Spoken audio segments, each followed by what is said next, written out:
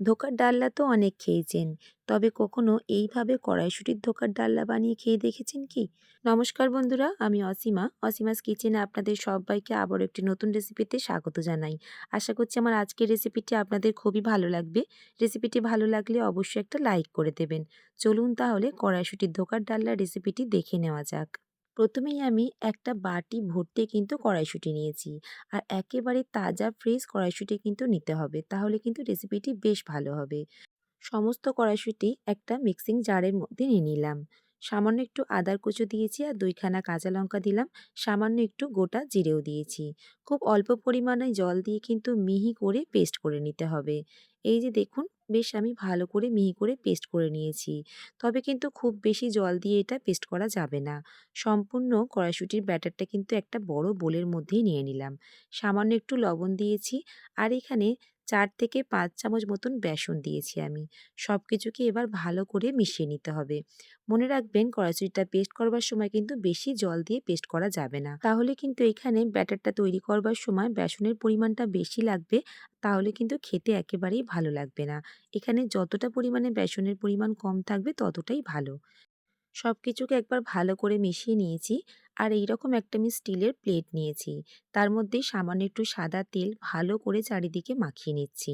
কড়াইশুঁটির কচুরি, কড়াইশুঁটির ঘুগনি এগুলো তো খাওয়া হয়েছে। তবে এবারে কিন্তু কড়াইশুঁটির এই ধোকার ডালনাটা খেয়ে একবার দেখতে পারেন। খেতে কিন্তু অসাধারণ হয়। তবে আজকের রেসিপিটি আমি সম্পূর্ণ নিরামিষ বানাচ্ছি। যদি আপনারা রসুন পেঁয়াজ খেয়ে থাকেন তাহলে অবশ্যই মটরটা পেস্ট করবার সময় ২-৩ কোয়া রসুনও দিয়ে দেবেন। সম্পূর্ণ মটরের এই ব্যাটারটা আমি এই প্লেটের মধ্যে নিয়ে ভালো করে চারিদিকে এইভাবে স্প্রেড করে দিয়েছি। কড়াইশুঁটির এই ধোকাটা বানানোর জন্য কিন্তু অবশ্যই একটা এরকম প্লেট নিতে হবে। কোনো রকম বাটিতে কিন্তু এটা তৈরি করলে একেবারেই হবে না। গ্যাসের মধ্যে একটা কড়াই বসিয়ে তাতে অল্প পরিমাণে জল নিয়ে নিলাম। আর একটা স্ট্যান্ড বসিয়ে এই প্লেটটা এবার এখানে বসিয়ে দিচ্ছি। এবার গ্যাসের আঁচটা মিডিয়াম করে ঢেকে কুক করে নেবো আমি ১৫ মিনিটের জন্য। মাঝে অবশ্যই একবার খুলে দেখে নিতে হবে নিচে জলটা শুকিয়ে যাতে না যায়। আর যদি কড়াইয়ের জলটা শুকিয়ে যায় সেক্ষেত্রে আবারও একটু কড়াইয়ের মধ্যে জল দিয়ে দেবেন। আর এটা তৈরি হতে কিন্তু খুব বেশি সময় লাগে না।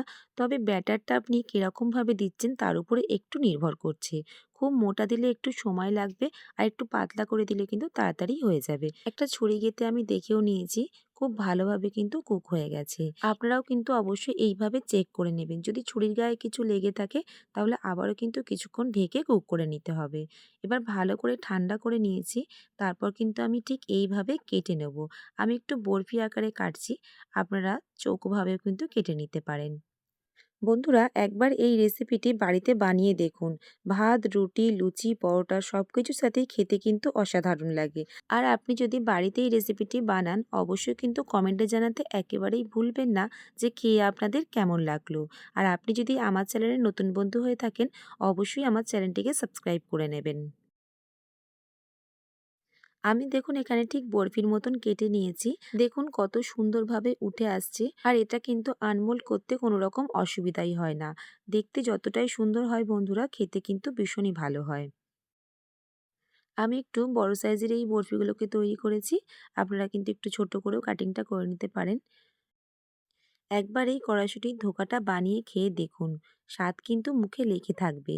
আর প্রত্যেক সপ্তাহে ১ দিন করে হলেও কিন্তু আপনারা এই রেসিপিটি বানাতে চাইবেনই চাইবেন। আমি কিন্তু এই কড়াইশুঁটির ধোকাটা ভেজে নেব না। আপনারা চাইলে কিন্তু একবার ভেজেও নিতে পারেন। তবে এইভাবে একবার রান্না করে দেখতে পারেন। খেতে কিন্তু বেশ ভালো হয়। এবার একটা আমি ফ্রাই প্যানের মধ্যে নিয়ে নিলাম সামান্য পরিমাণে তেল, একটা তেজপাতা, দারচিনি, এলাচ, লবঙ্গ দিয়েছি। একটু নাড়াচাড়া করে নিয়ে দিয়ে দিচ্ছি ১ চামচ আদা আর কাঁচা লঙ্কার পেস্ট। এবার আদা আর কাঁচা লঙ্কাটার কাঁচা গন্ধটা যাওয়া পর্যন্ত ভালো করে নাড়াচাড়া করে নিতে হবে। তারপর দিয়ে দিচ্ছি আমি এখানে ২ খানা বড় সাইজের টমেটো কুচি। যেহেতু রেসিপিটি আমি নিরামিষ বানাচ্ছি তাই টমেটোটা একটু বেশি পরিমাণে দিয়েছি। সামান্য একটু লবণও দিয়ে দিলাম, তাহলে কিন্তু টমেটোটা খুব তাড়াতাড়ি নরম হয়ে আসবে। ভালো করে নাড়াচাড়া করে টমেটোটা নরম হওয়া পর্যন্ত আমি কষিয়ে নিয়েছি। টমেটো দেখুন বেশ ভালোভাবে নরম হয়ে গেছে। এবার আগে থেকে আমি একটা বাটির মধ্যেই ১ চা চামচ জিরে গুঁড়ো, ১ চা চামচ ধনে গুঁড়ো, হাফ চামচ হলুদের গুঁড়ো আর ১ চামচ দিয়েছি আমি কাশ্মীরি লাল লঙ্কার গুঁড়ো। অল্প জলে আগে থেকে আমি এটা গুলে রেখে দিয়েছিলাম। গুঁড়ো মশলা কিন্তু এইভাবে জলে ভিজিয়ে রান্না করলে বাটা মশলার স্বাদ পাওয়া যায়। এবার আমি সেই মশলাটাও এখানে দিয়ে দিয়েছি। ভালো করে কিন্তু নাড়াচাড়া করে মশলাটাকে কষিয়ে নিতে হবে। মশলা থেকে তেল ছেড়ে আসা পর্যন্ত ভালো করে দেখুন আমি কষিয়ে নিয়েছি। এবার আমি এখানে পরিমাণ মতন জল দিয়ে দিচ্ছি। খুব বেশি কিন্তু জল দেব না। ভালো করে নাড়াচাড়া করে মিশিয়ে নিচ্ছি।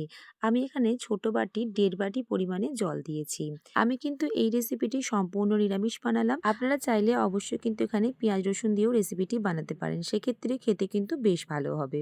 মশলাটা বেশ ভালোভাবে ফুটে এসেছে। এবার আগে থেকে কড়াইশুঁটির যে কেটে রাখা ধোকাগুলো আমি ঠিক এইভাবে চারিদিকে ছাড়িয়ে ছাড়িয়ে দিয়ে দিলাম। সামান্য একটু চিনি দিয়ে দিলাম, তাহলে স্বাদটা কিন্তু বেশ ব্যালেন্স করবে আর খেতেও বেশ ভালো লাগবে। এবার একবার নাড়াচাড়া করে মিশিয়ে নিচ্ছি। খুব বেশিক্ষণ কিন্তু ফুটিয়ে নেব না। একবার খালি ভালো করে নাড়াচাড়া করে মিশিয়ে নেব। আর দেখুন খুব ভালোভাবে একবার ফুটেও গেছে। নামানোর আগে অবশ্যই কিন্তু একটু গরম মসলা দিয়ে দেব। চাইলে কিন্তু অবশ্যই এখানে ১ চামচ ঘিও আপনারা দিতে পারেন। রেসিপিটি কিন্তু একেবারেই তৈরি হয়ে গেছে। কড়াইশুঁটির এই ধোকার ডালনার রেসিপিটি আপনাদের কেমন লাগলো অবশ্যই কমেন্টে জানাতে একেবারেই ভুলবেন না। আর যদি বাড়িতে বানান অবশ্যই কমেন্টে জানাবেন যে খেয়ে আপনাদের কেমন লাগলো। যেকোনো নিরামিষ দিনে কিন্তু একবার এই রেসিপিটি ট্রাই করতে পারেন। রুটি, লুচি, পরোটা, প্লেন রাইস, ফ্রাইড রাইস সবকিছুর সাথেই খেতে কিন্তু অসাধারণ লাগে। বন্ধুরা, আপনি যদি আমার চ্যানেলে নতুন বন্ধু হয়ে থাকেন অবশ্যই আমার চ্যানেলটিকে সাবস্ক্রাইব করে নিয়ে আমার পাশে থাকবেন। পাশে থাকা বেল আইকনটি অবশ্যই প্রেস করে দেবেন, তাহলে যখনই আমি নতুন কোনো ভিডিও আপলোড করব সর্বপ্রথম আপনাদের কাছেই পৌঁছে যাবে। আর আপনি যদি এই রেসিপিটি আমার ফেসবুক পেজ থেকে দেখে থাকেন পেজটিকে অবশ্যই ফলো করে নেবেন। আজকের মতন তাহলে আসি। আবারও দেখা হচ্ছে অন্য কোনো রেসিপির সাথে। ভালো থাকবেন, সুস্থ থাকবেন।